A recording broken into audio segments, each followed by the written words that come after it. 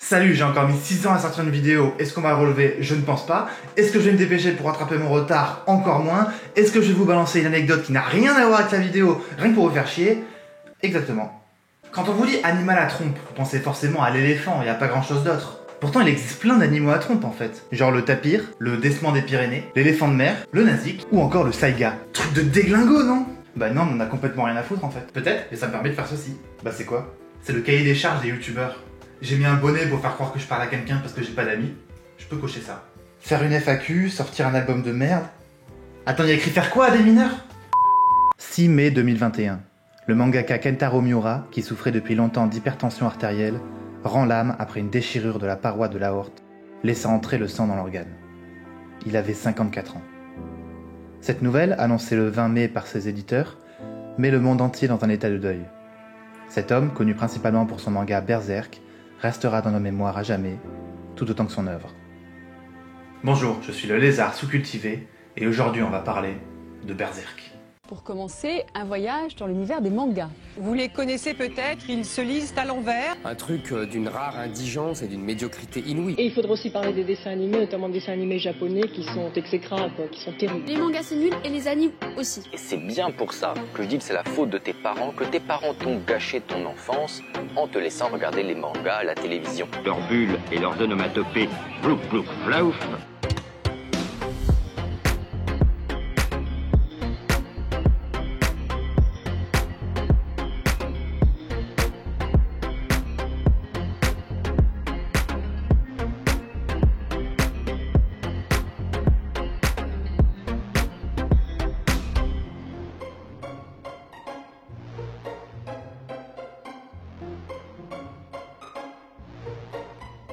Comme je l'ai dit plus haut, Kentaro Miura nous a quittés en mai 2021. Et cette vidéo doit d'ailleurs être de base un honneur, une commémoration à sa mort. J'ai presque un an de retard, mais c'est pas grave. En son honneur, je vais me permettre avant tout de prendre mon temps pour vous expliquer qui était ce grand homme. Alors c'était qui Kentaro Miura? Eh ben c'était un putain de taré le mec. Son père est dessinateur de storyboard publicitaire et sa mère est professeure d'art plastique. Une carrière dans l'art lui est donc tout à fait destinée et ça se confirme très vite. Genre vraiment vite. Miura écrit son premier manga à 10 ans. Et attention, je vous parle pas d'une petite histoire à la con qu'il griffonne dans son cahier de maths quand il se fait chier en cours. On parle d'un manga diffusé dans toute l'école et lu par tous ses camarades de classe. Et son histoire tient, tenez-vous bien, 40 tomes. 40. Toi à 10 ans t'allais voler du sable en loose day pour faire tenir ta pyramide de billes. Lui il écrivait un putain de manga. 40 tomes. C'est bon, vous comprenez déjà à quel point c'était un monstre? Bon, malheureusement, il n'existe aucune trace de ce manga aujourd'hui dont le nom était Muranger. Miura, Ranger, t'as capté? Ce n'est bien sûr que le début de son enfance absolument incroyable. Sérieux, faites un film sur lui. Je vous passe le collège, même si Miura n'arrête pas le dessin et commence à utiliser du matos de professionnel, et à progresser encore et encore. J'ai aucune image à vous montrer encore, mais d'après les sources, son niveau est déjà exceptionnel. C'est simple, vous arriviez avec vos petits bonhommes bâtons sur des feuilles A4 en vous prenant pour un grand dessinateur, il vous chiait à la gueule. Littéralement. Non, pas littéralement. Enfin, je crois pas. Il vous montrait n'importe lequel de ses dessins, vous repartiez en pleurant. Maman, c'est bon, je veux plus faire un mangaka, finalement bosser à l'usine, c'est pas mal. Ah, moi je connais un dictateur allemand, s'il avait rencontré Miura enfant, il aurait été tellement dégoûté qu'à 14 ans, il aurait déjà envoyé la moitié de l'Europe.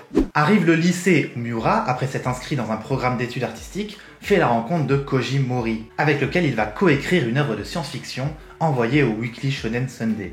Malheureusement sans succès. Alors qui est Koji Mori? Eh bien rien d'autre que l'auteur de Suicide Island, un de mes mangas préférés, dont je vais forcément parler un jour, parce que c'est trop bien. Lisez Suicide Island. Alors après, la relation entre Mori et Miura est vraiment particulière. Et d'ailleurs, Miura s'en inspirera pour la relation entre Griffith et Guts dans Berserk. C'est donc un point absolument central pour comprendre l'œuvre. Pourtant, on n'en parlera pas dans cette vidéo, parce qu'une seconde vidéo sur Berserk est en préparation, beaucoup plus sérieuse, beaucoup plus technique, et c'est là-dedans que j'ai envie de parler de cette relation entre Koji Mori et Kentaro Miura. Donc gardez ça dans un coin de votre tête, on en reparlera. Sur ce, on continue.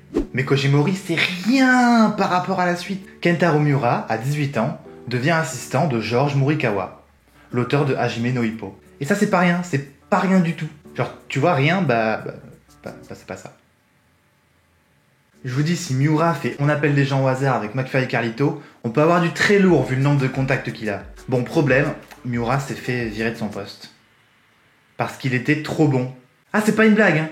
Morikawa considérait n'avoir rien à enseigner à Miura qu'il ne connaissait déjà. Ah, entre mes motifs de renvoi et les siens, il y a un gouffre, hein, je te dis. On accélère un peu, un an plus tard, à 19 ans seulement, il voit déjà son one-shot Noah publié dans le Fresh Magazine. En 1988, 3 ans plus tard, il lui vient déjà l'idée d'un guerrier noir qui se bat avec une épée géante et qui a un canon à la place du bras. De cette idée naît Berserk, qui sera publié dès 1989 dans le nouveau magazine Animal House du Komi Komi Monthly. En même temps, il travaille sur un autre projet avec un gars... Buronson, l'auteur de Hokuto no Ken, ou Ken le survivant chez nous. C'est tout. Juste ce gars, quoi. C'est rien, c'est... Coup de pied volant, non identifié. Ah, très fort. Ce mec a bossé avec tout le milieu. Le manga s'appelle Oro, ce qui signifie le roi des loups. Comme vous le savez sûrement, c'est avec Berserk que Miura va entrer dans la légende, avec l'un des seinen les plus vendus de tous les temps. Sans arrêter de proposer régulièrement de nouveaux projets, c'est en continuant après toutes ces années à dessiner Berserk que Kentaro Miura s'éteignit le 6 mai 2021, à l'âge de 54 ans. Ainsi s'achève l'histoire de Kentaro Miura, mais est-ce pour autant à la fin de Berserk? On verra ça tout à l'heure. C'était une longue présentation, mais franchement, il le méritait. Repose en paix, Miura. Maintenant que vous en savez un peu plus sur le monstre qu'était Miura, parlons du monstre qu'est Berserk. Berserk, c'est 41 tomes, 2 animés, 3 films et plusieurs jeux vidéo. Je parlerai pas des animés parce que j'en ai vu aucun, et je parlerai pas du jeu vidéo parce que j'en ai joué à aucun. Mais d'après les avis que j'en tire, c'est généralement entre nul et pas mal. Les films cependant, qui sous la forme d'une trilogie racontent l'âge d'or, la jeunesse de Guts, sont vraiment très bons. Ils sont très jolis, même si certains passages en CGI rendent assez mal, et c'est franchement agréable. Je les conseille autant à ceux qui n'ont jamais lu le manga qu'à ceux qui le connaissent. Vous n'allez pas être déçus. En tout cas, Berserk, c'est surtout le manga, et c'est 50 millions d'exemplaires vendus dans le monde, ce qui en fait un des mangas les plus vendus au monde. Pilier de la Dark Fantasy, c'est bien simple, il en a inspiré toutes les œuvres qui ont suivi. Sans Berserk, Dark Souls par exemple n'aurait jamais vu le jour. Le concept de l'épée géante vient aussi souvent de la figure de Guts. Cloud de Final Fantasy VII et Zabuza de Naruto par exemple sont des inspirations de Guts. Culturellement, on peut dire que l'impact a donc été très fort. Berserk, ce n'est pas juste un bon manga, c'est aussi une référence de pop culture. Bon, maintenant rentrons un peu dans le vif du sujet. Ça parle de quoi Berserk? Sexe, violence, baston, violence, ténèbres, monstres, violence, violence, C'est à peu près comme ça qu'on peut résumer le premier tome. Mais vous en faites pas, ça va évoluer bien vite. Il y a une chose très importante à savoir sur Berserk, le manga possède 2 commencements, donc 2 résumés potentiels. Dans la présentation de l'auteur, il y a 2 aspects que j'ai volontairement négligés.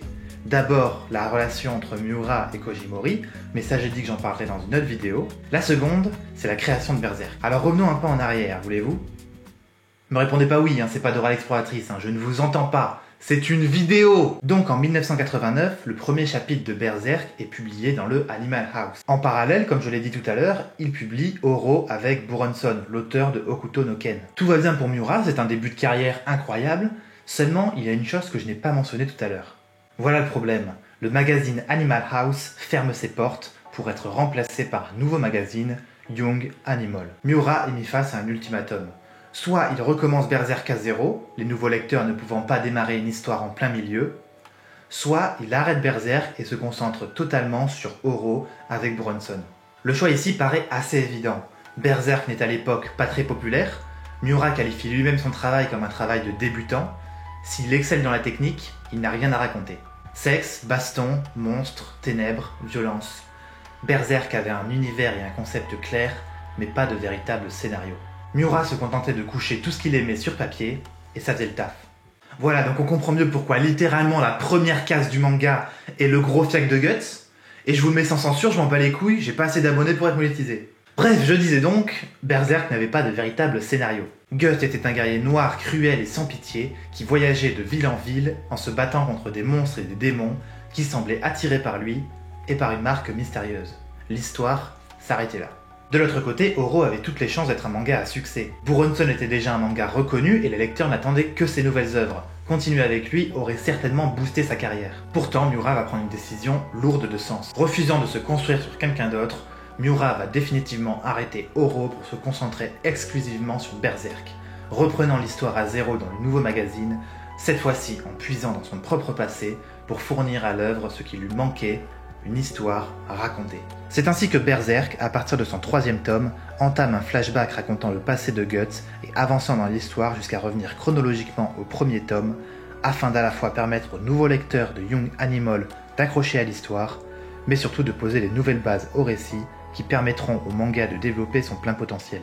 Miura est un exemple vivant de ma théorie personnelle comme quoi la vie est un putain de shonen. Donc Berserk, de quoi ça parle à partir du tome 3? Je vais vous la faire très courte parce que cette première vidéo sur Berserk est plutôt là pour attaquer la forme que le fond. Guts est un enfant né d'une mère pendue. Il est trouvé par des mercenaires qui vont l'adopter et l'entraîner pour qu'il se batte pour eux. Il participe très tôt aux batailles et doit se battre pour survivre, en plus de servir de larbin pour les mercenaires qui le maltraitent jusqu'au viol.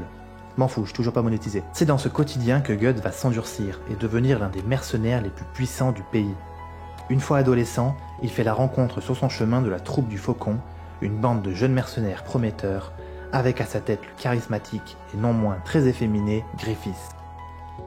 Ayant perdu un duel contre ce dernier, Guts rejoint la bande et c'est le début d'une profonde amitié entre ces deux-là. C'est ainsi que Berserk, à partir de son 3e tome, entame un flashback racontant le passé de Guts et avançant dans l'histoire jusqu'à revenir chronologiquement au 1er tome, afin d'à la fois permettre aux nouveaux lecteurs du Young Animal d'accrocher à l'histoire, mais surtout de poser de nouvelles bases au récit qui permettront au manga de développer son plein potentiel. Et pour savoir comment Guts passe d'une troupe de mercenaires chaleureuse à un guerrier ténébreux, solitaire et sanguinaire, il va falloir lire cet incroyable manga. Et ceux qui seraient encore réticents à le lire après cette vidéo, je vous rappelle qu'il existe toujours la trilogie de films racontant la jeunesse de Guts, qui sont vraiment super pour démarrer. Si cette vidéo ne le fait pas, ces films vous donneront clairement envie de lire le manga. Alors pourquoi on aime Berserk? L'argument premier, c'est clairement les dessins. Et ça se comprend, regardez-moi cette dinguerie. Tout est maîtrisé, tout est détaillé. Ok, on avait un tome tous les 2 ans et on rangeait notre frein, pas celui de... Enfin, c'est l'expression quoi, rangez pas votre frein quoi. Pas cool. Et on rangeait notre frein à attendre un nouveau chapitre tous les 6 mois, mais bon. Ah moi c'était mon nouveau calendrier hein. Ouais mon gosse vient de fêter ses 3 chapitres et demi. Il est plutôt en avance sur son âge, hein, il vient de commencer à parler. Ce matin il regardait la boîte de mélangeur à purée et tout à coup il me fait Capoué. 3 chapitres et demi et là il me fait Capoué. C'est à croire qu'il savait totalement de quoi il s'agissait parce qu'il a tout de suite dit. Il a dit Capoué. Au revoir. Bref, beaucoup d'attentes, mais pour un résultat à la hauteur. Ensuite, il y a bien sûr les combats. Ah ça c'est une dinguerie encore. On pourrait croire que les détails des planches empêcheraient un combat dynamique, mais que dalle. C'est dynamique, c'est fort, c'est trop bien. Et puis la violence elle est assez jouissive, on va pas se mentir. On voit Guts découper 3 mecs comme si c'était du beurre, il y a du sang partout, ça gicle, c'est n'importe quoi, mais on kiffe, c'est trop bien. C'est Berserk. Et puis l'histoire elle est incroyable avec des personnages super attachants. Si les 3 premiers tomes c'est juste de la baston contre des monstres, l'histoire s'étoffe par la suite. On en apprend plus sur le passé de Guts, sur son futur, sur de nouveaux personnages qui apparaissent, dans l'intrigue. Plein de trucs. On va se mettre d'accord sur un truc. Personne, que ce soit réel ou fictionnel, n'a autant souffert que Guts. Personne. C'est un miracle qu'il se soit pas suicidé après être tombé dans la folie, tant tout ce qu'il a vécu est horrible. Je vous spoilerai rien, mais ça va vous faire relativiser toute votre vie, ça. Et à ton avis, c'est quoi qui fait le plus mal entre un coup dans les couilles et un accouchement? Vous savez que Guts, lui, s'est arraché un bras en étant pleinement conscient. Ok, mais quel rapport? Personne n'a souffert comme Guts, vous comprenez rien. Putain, mec. J'ai appris que ma mère avait un cancer. Ouais, bah la mère de Guts, elle est morte pendue, et sa mère adoptive, elle est morte de la peste, donc arrête de te plaindre, ok? Mais putain, mais t'as un vrai problème. Vous ne connaissez rien à la vraie souffrance.